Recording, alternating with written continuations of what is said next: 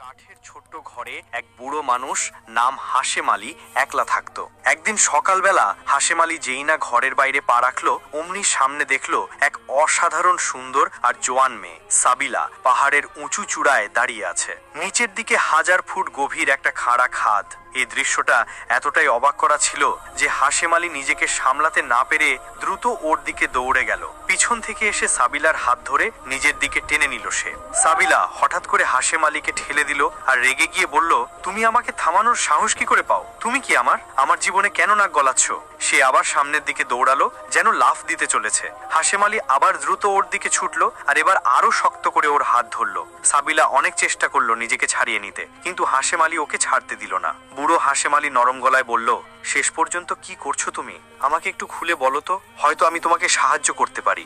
সাবিলার চোখে পানি এসে গেল। সে বলল, তুমি কি আমার সাহায্য করবে? আমার স্বামী হারিয়ে গেছে আর আমার নিজের বাড়ির লোকেরাও আমাকেও বাড়ি থেকে বের করে দিয়েছে। আমার তো কোনো ঠিকানা নেই, আশ্রয়ও নেই। হাশেম আলী কিছুক্ষণ ওকে তাকিয়ে দেখলো, তারপর ওর কবজি ধরে বলল, চলো আমার সাথে।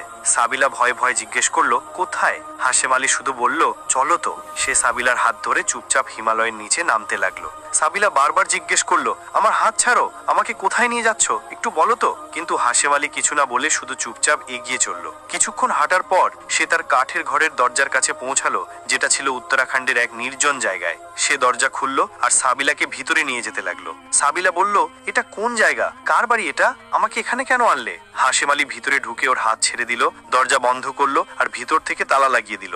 সাবিলা ভয় পেয়ে জোরে চিৎকার করতে লাগলো, তুমি কি করছো? দরজা কেন বন্ধ করলে? আমাকে এখানে কেন আনলে? বলো তো কেন? হাশেম আলী চুপ করে শুধু তাকিয়ে রইল। তারপর হঠাৎ দরজা খুলে বাইরে বেরিয়ে গেল আর বাইরে থেকেও তালা লাগিয়ে দিল। সাবিলা চিৎকার করে দরজায় আঘাত করা শুরু করলো, তুমি আমাকে ভিতরে কেন বন্দি করেছো? আমি কোথায় যাব? কিন্তু হাশেম আলী কোনো কথা শুনলো না আর হিমালয়ের দিকে উঠতে লাগলো। ততক্ষণে রাত হয়ে গেছে। সাবিলা ঘরের ভিতরে একা ছিল।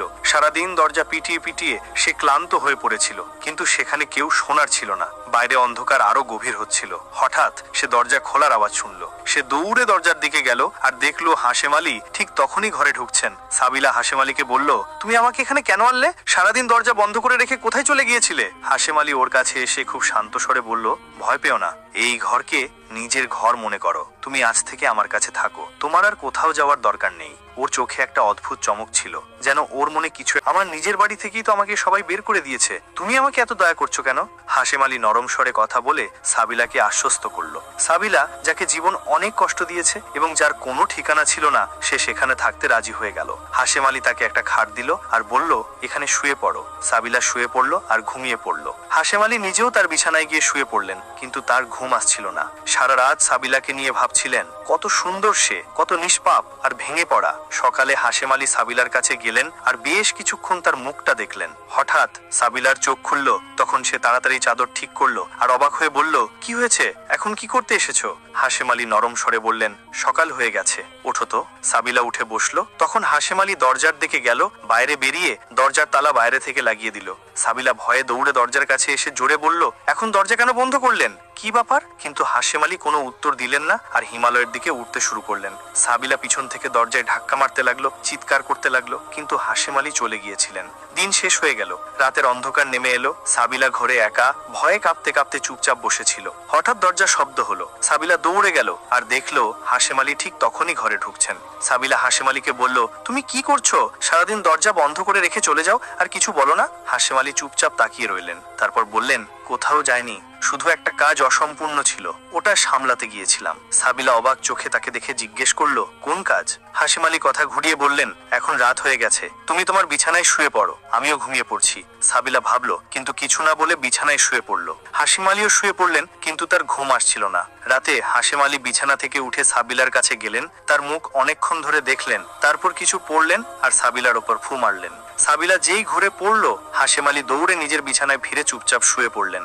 সকাল হলো। তখন হাশেম আলী সাবিলার কাছে গেলেন আর তাকে জাগালেন, বললেন, সকাল হয়ে গেছে, ওঠো তো। সাবিলা উঠলো। তারপর হাশেম আলী ওর পাশে বসে বলল, তুমি তো বাড়িতে থাকতে থাকতে বিরক্ত হয়ে গেছো, চলো আমার সঙ্গে হিমালয়ের কাছে ঘুরতে যাই।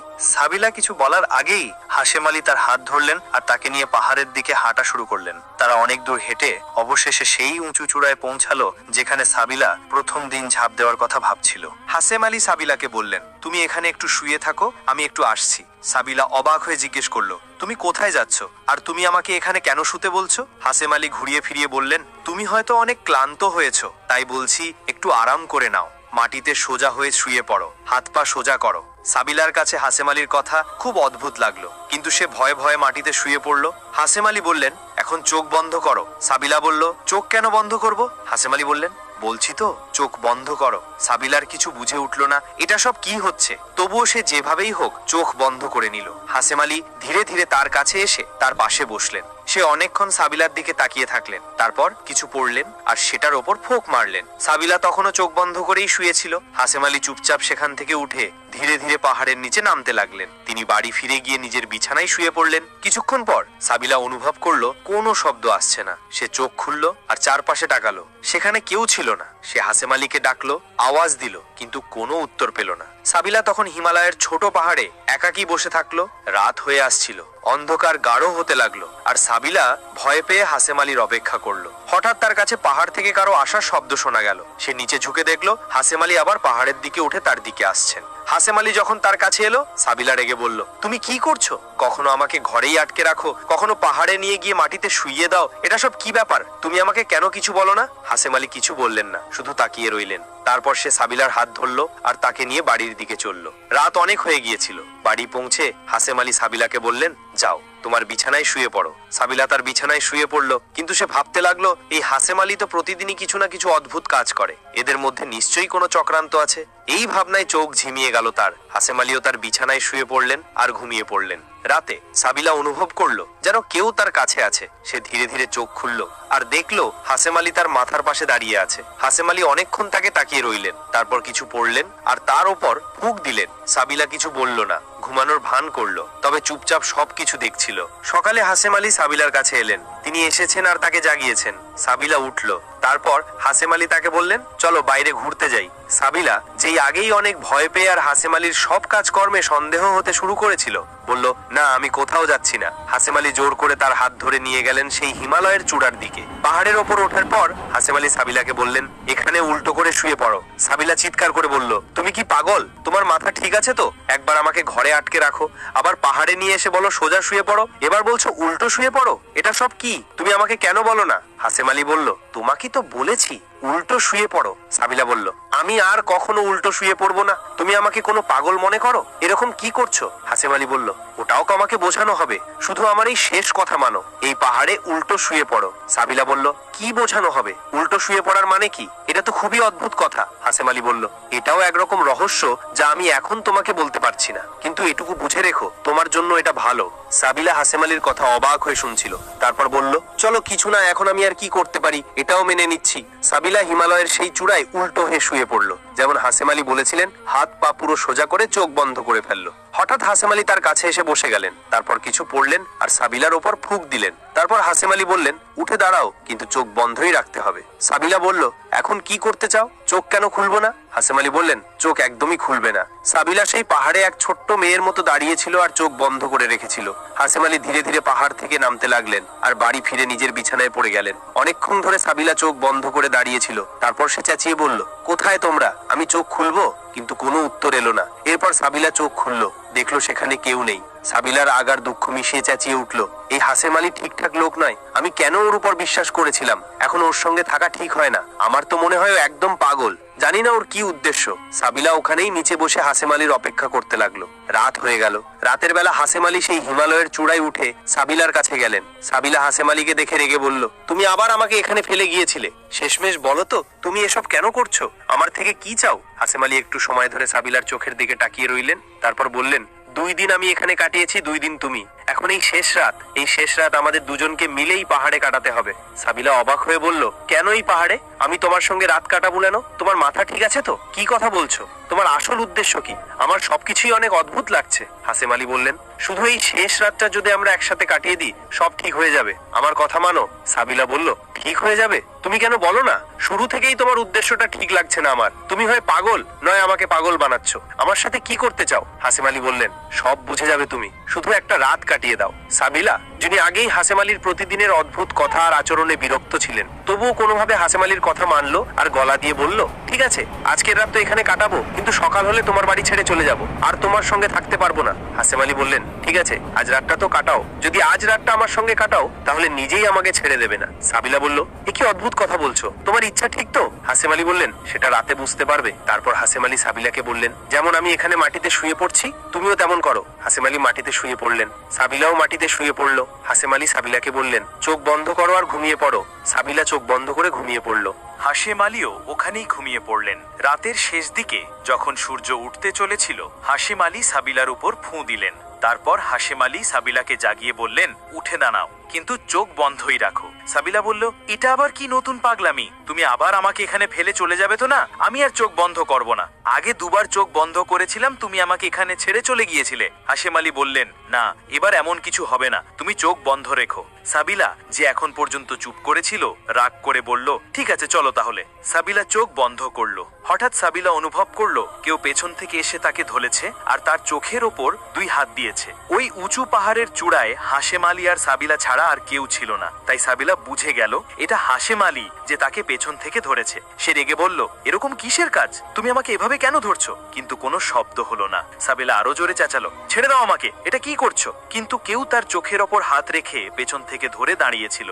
সাবিলা একটা ঝটকা দিয়ে নিজেকে ছাড়িয়ে নিল আর পেছনে তাকিয়ে দেখলো ওখানে বুড়ো হাশেম আলী ছিল না, বরং একজন তরুণ ছেলে ছিল। সাবিলা তাকে দেখে আনন্দে জোরে জোরে চিৎকার করে উঠল, ওটাই তো আমার স্বামী রাশেদ।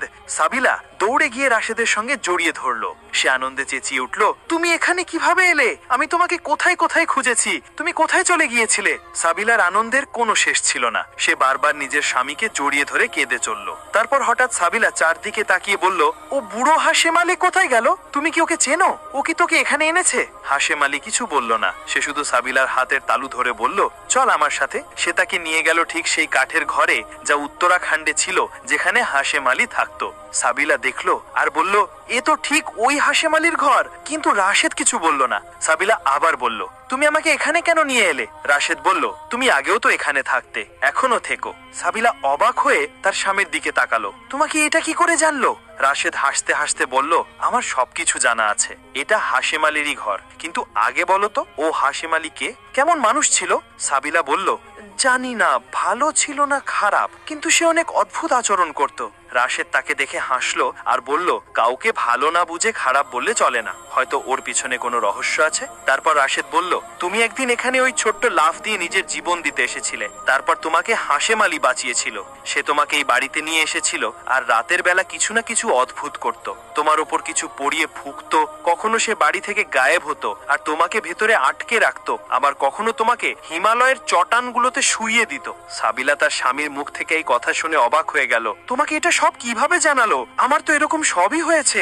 রাশেদ বলল, আমাকে সবকিছুই জানা আছে, কিন্তু আমি সব বলার আগে তুমি কি জানতে চাও আমি কোথায় গিয়েছিলাম? সাবিলা বলল, হ্যাঁ, তুমি কোথায় গিয়েছিলে? রাশেদ বলল, মনে আছে যেদিন আমি বাড়ি থেকে বের হয়েছিলাম আর কখনো ফিরিনি? হ্যাঁ, সেই দিন আমি কখনো ভুলতে পারবো না। রাশেদ বলল, ঠিক সেই দিন যখন আমি বাড়ি ফিরছিলাম, পথে আমি একটা মেয়ে পেলাম যে অনেক রহস্যময় লাগছিল। সে আমাকে বলল, তুমি আমার সাথে বিয়ে করো। আমি রাগে বললাম, তুমি কি বলছো? আমি তো আজে থেকেই বিয়ে করা, আমার বউ আমার জন্য অপেক্ষা করছে। ওই মেয়েটার মুখ দেখে আমার ভয় লাগছিল। সে তো সাধারণ কোনো মেয়ে ছিল না। যখন আমি তাকে ঠুকরালাম, তখন সে আমার ওপর কিছু পড়লো আর ফুঁক মারলো, আর আমি এক মুহূর্তেই তরুণ থেকে বৃদ্ধ হয়ে গেলাম। তারপর আমি ঘরের দিকে দৌড়ালাম, কিন্তু দরজার কাছে পৌঁছে আমার মনে একটা কথা এলো, এই অবস্থায় তুমি আমার।